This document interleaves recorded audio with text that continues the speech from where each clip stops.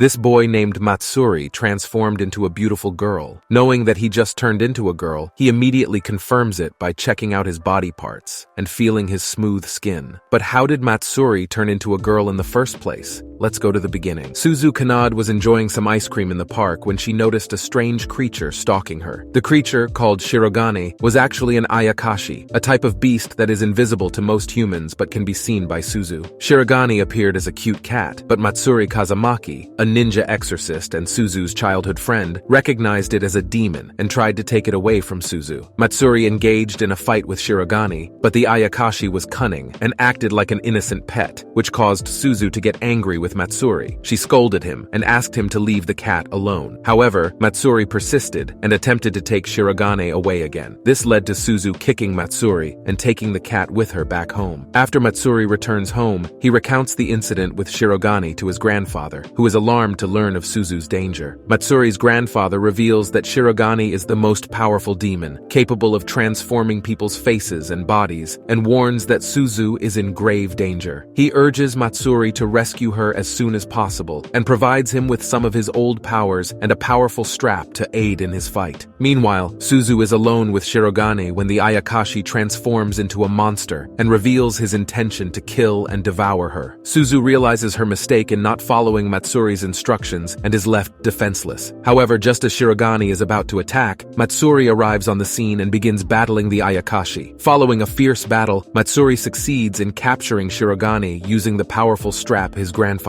gave him. However, the Ayakashi still possesses some power and uses it to transform Matsuri into a girl, which comes as a shock to Suzu. Matsuri had started studying the body of a girl, but Suzu caught him doing so and complained about his behavior. After a quarrel, the two eventually made up. Suzu then gave Matsuri some girl's clothes and taught him how to wear them. Matsuri decided to accompany Suzu to school to help protect her and search for the Ayakashi, Shirogane, the one that turned him into a girl. On the way, Suzu warned Matsuri not to casually study the female body. Matsuri continued to attend school with Suzu from that day on, and their classmates were immediately drawn to Matsuri's beautiful appearance. As Matsuri sat in class, he suddenly felt a gust of spiritual energy and dashed out of the room, with Suzu following closely behind. He discovered Shirogane in the grass near the school, demanding that Matsuri hand over a scroll that sealed his powers in exchange for help transforming back into their original body. However, Matsuri sensed that Shirogane still had designs on eating Suzu and refused the offer. In response, Shirogane summoned his subordinates to attack Matsuri, but nothing seemed to happen for a while. Eventually, they heard Suzu screaming nearby. Shirogane's subordinate had found her and was attracted to her powerful vitality, intending to eat her. Fortunately, Matsuri arrived just in time to protect Suzu, releasing his ninjutsu to easily kill the Ayakashi. Suzu was impressed by Matsuri's skill and had secretly been attracted to him for some time. This incident made Matsuri more vigilant, realizing that there were many Ayakashi that could hurt Suzu, and so he decided to stay by her side more closely. Matsuri asks Suzu to introduce him to her friends and begins to accompany her to school and back home every day. However, Matsuri finds it difficult to adapt to his new female body and often goes to the men's toilet by mistake. He goes to have his first bath as a girl, although he finds it hard since he is still not used to his new body. Overall, it feels weird for him. Additionally, he often accidentally reveals his body due to his ingrained male behavior. Matsuri slowly begins to adjust to his new identity, but faces challenges along the way. One night, while Matsuri is bathing, Suzu appears outside the window and asks about the seal scroll. Matsuri tells her that he always carries it with him, but suddenly Suzu transforms into Shirogane and steals the seal scroll before running away. Matsuri, who was once a boy, doesn't think twice about chasing after Shirogane without clothes on. He uses ninjutsu to put on a ninja suit to pursue Shirogane. As Matsuri pursues Shirogane, Suzu reflects on her feelings for him and realizes that she has developed stronger feelings for him over the past few days. She briefly considers the possibility of dating a girl if Matsuri is unable to revert back to being a boy, but quickly dismisses the thought, unsure of how Matsuri would feel about it. Suddenly, Suzu hears a disturbance outside and discovers discovers that Matsuri has captured Shirogane and intends to kill him. Shirogane warns Matsuri that if he does so, he will be stuck in his current female form forever. Despite this, Matsuri is willing to sacrifice his gender identity to protect Suzu. In a tender moment, Suzu grabs Matsuri, who has become a girl because of her, and expresses her desire for him to be able to return to his original identity. Moved by Suzu's sincerity, Matsuri relinquishes his desire to harm Shirogane. However, he also requests to keep Shirogane under his watchful eye in the future. Returning home, Suzu comes up with a clever plan. Remembering Shirogane's comment about wanting to eat her because she's tasty, she decides to cook a dish that's even more delicious than herself. Her goal is to persuade Shirogane to help turn Matsuri back into his true form. While Suzu is busy in the kitchen, Shirogane is focused on stealing the scroll that sealed his powers. Unfortunately for him, Matsuri has hidden the scroll between his chest, making it impossible for Shirogane to retrieve it. During a heated argument between Matsuri and Shirogane, Suzu arrives with some freshly made dango. Initially disgusted by the idea of eating it, Shirogane is pleasantly surprised by how delicious it is. He notes the softness of Suzu's skin-like vitality in the dango. From then on, he can't stop asking Suzu for more. Suzu reveals her plan to become friends with Shirogane, hoping that he can assist Matsuri in reverting to his true form. Matsuri's grandfather praises Suzu's courage in befriending an Ayakashi who desires to consume her. He believes that she is deserving of Matsuri's admiration. This triggers a memory for Matsuri from his childhood. He recalls being frightened by a group of small Ayakashi, but Suzu appeared and drove them away. Impressed by her ability to make peace with them, he thought she was incredibly cool, and their friendship began. The memory ends here. As per their usual routine, Matsuri accompanies Suzu to school. Suzu's two close friends are particularly enamored with Matsuri's beauty and often play with her. However, a boy named Soga is secretly observing them. Soga hails from the Ninokuru clan, a family of exorcist ninjas. He had previously taken Matsuri on his first exorcism mission and was impressed by Matsuri's exceptional abilities. However, he is now struggling to accept Matsuri's transformation into a girl. Soga discovers that Matsuri has brought the king of Ayakashi, Shirogane, to their home, which is considered a disgrace among exorcist families. Despite knowing that killing Shirogane will prevent Matsuri from changing back to his original form, Soga sets out to locate him. Matsuri intervenes during their confrontation and recognizes Soga as an exorcist ninja. Soga accuses Matsuri, also an exorcist ninja, of sheltering the king of Ayakashi. Matsuri pursues Soga to protect Shirogane and eventually saves him from being killed. Matsuri reveals Suzu's identity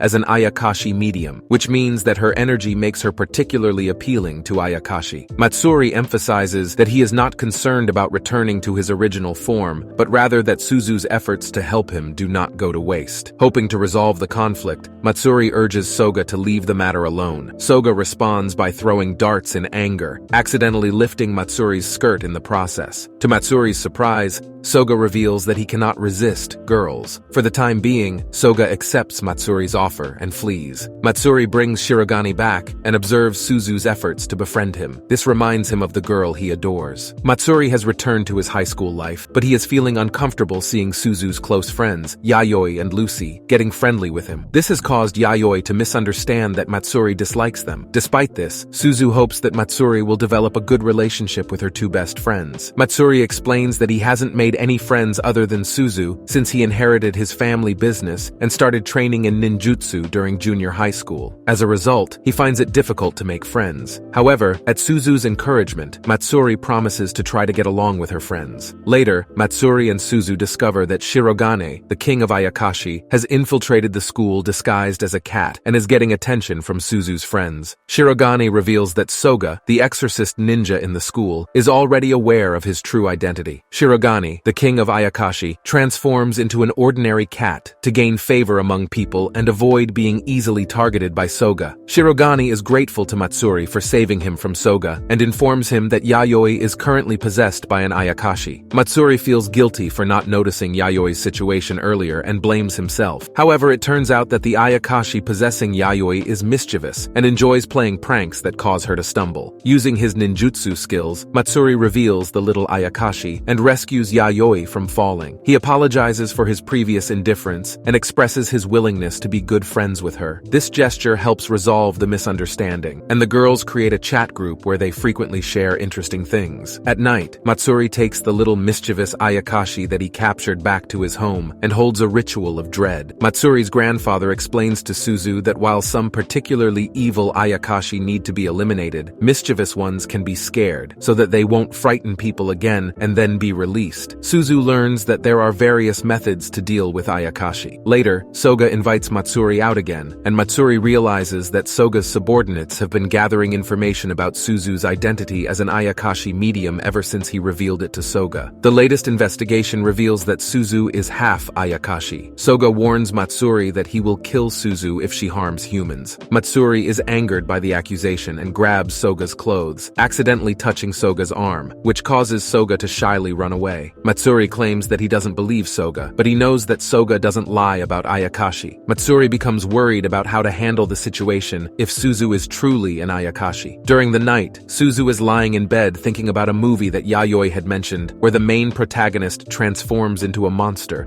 and is only able to return to their original form with the kiss of true love from the female protagonist. Suzu imagines how wonderful it would be if she could change Matsuri back to his original form with a kiss. As she falls asleep, a strange light appears on her body. Later, a magical occurrence takes place, and a doppelganger of Suzu suddenly appears and goes directly to Matsuri's room. Before Matsuri can react, the doppelganger kisses him on the lips. That's the end of part 1. Subscribe for more anime recaps just like this, and stay tuned for part 2.